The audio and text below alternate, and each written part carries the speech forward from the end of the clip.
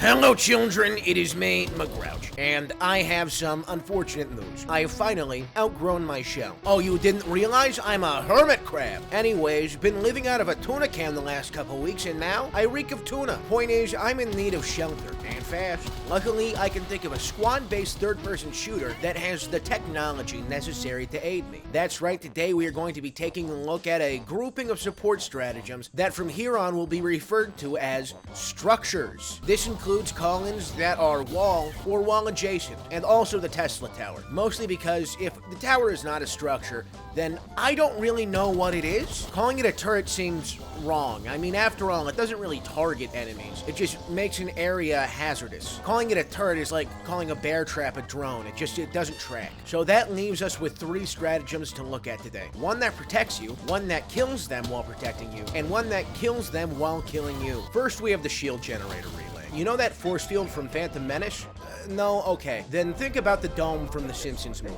It's that. Essentially, this creates a large dome of energy around wherever you choose to place the generator. This dome of projected energy prevents projectiles from outside of the barrier getting in, while allowing projectiles fired from inside to go out. However, the barrier does not stop enemies, friendly or otherwise. So, while this can be great at stopping enemy fire, it's not going to keep you from being mauled in melee range. It is for this reason that you are likely going to see the greatest results from this stratagem when going up against the bots. Not only because they have the greatest number of projectiles to throw at you, but also on account of the fact that the bots are the most conducive to a strategy of digging in. Illuminate and bugs both have hordes of trash mobs that will swarm into your bubble, forcing you to constantly be on the move. A big issue for a static defense, but not bots. Their trash units are more than content to just sit back and fire at the bubble for as long as it lasts, which is 40 seconds. In my opinion, not long enough. Now, you can tell me that I am not using the shield correctly, and that it is for shielding your team and turrets during an extermination mission. I will in turn tell you that I don't play extermination missions. They insist upon themselves. I also do not need friends or turrets. They disappoint me. All of these aspects of my playstyle combine to make the shield generator a suboptimal home for me. I think I'll leave it as bait for the oncoming horde. What I need is something defensive, yes, but also something offensive? Enter the Grenadier Battlement. If you thought that the shield generator was an impressive piece of Super Earth tech, you'll just wait until you see this. A wall with a gun on it. The Grenadier Battlement is an emplacement that spawns a waist-high wall with an automatic grenade launcher mounted to it. The wall itself, while useful for protecting the lower half of your body, does have some glaring weaknesses, namely not protecting the top half of your body, which, according to doctors, is the most important half of your body. There is the additional issue that it can only protect you from one side, and to clinch it, you cannot shoot through it. Clearly, this is a much weaker defensive option when compared to the shield generator. So why would you want a wall with a grenade launcher over the protective energy dome? Why, for the grenade launcher, of course. It's like the one you can bring from home, but better and static.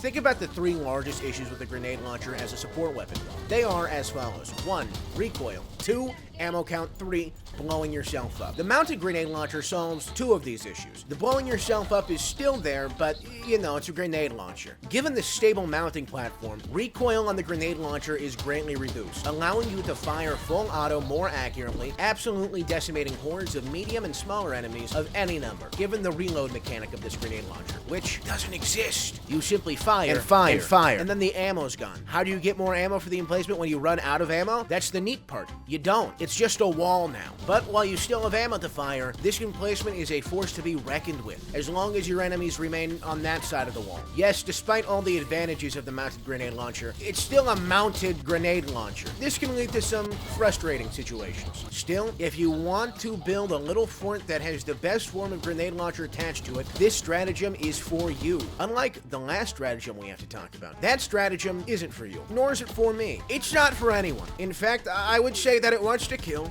everyone. But that's not a bug, it's a feature. Indeed, I would go so far as to say that the propensity to maybe kill everything near it is the literal killer app of the Tesla Tower, which is, of course, what I'm talking about. But even if I hadn't said it in the intro, you probably still know what I was talking about. I fear no stratagem, but that thing, it scares me. I do not get too close to it, lest I die. It's a great reminder as to why electricity is fucking terrifying. This cartoon was a documentary. This structure, and yes, I am putting that in quotes and question mark, is area denial in its purest form. At its best, it can absolutely annihilate entire hordes, and it is at its best when you are Nowhere near it. Use it in most situations as a more aggressive version of landmines. Both deny a very large area, both are prone to killing you, but where landmines can persist over the duration of a match until they are triggered, the Arc Tower has a more defined lifespan, being up to 150 seconds, assuming that it does not get destroyed first. And it might get destroyed, as enemies love targeting this thing. I think that they think it's a sentry, and I can't blame them. Even the wiki seems to think that this thing is a sentry, but to be clear, it is not a sentry. It is a structure. It has tower in the name. Case closed. Fuck you. And this is the structure that you can rely on to defend an area, not with a set quantity of munitions, but instead within a certain lifespan. I can absolutely see how people could use this to great effect, even if I have never actually seen it myself, and I am willing to admit that could be a me problem. Do I know that you can crawl to not get targeted? Yes. Did I know that before writing this video? We'll never know for sure. Anyways, those are the 3 stratagems that I think can best be described as structures. Which one am I going to move into? None of them. I've already started subletting a missile silo, which is almost a structure, but unfortunately I don't own it, so it's not allowed to be a structure. I'll have to include it in some other video using some other arbitrary framing device.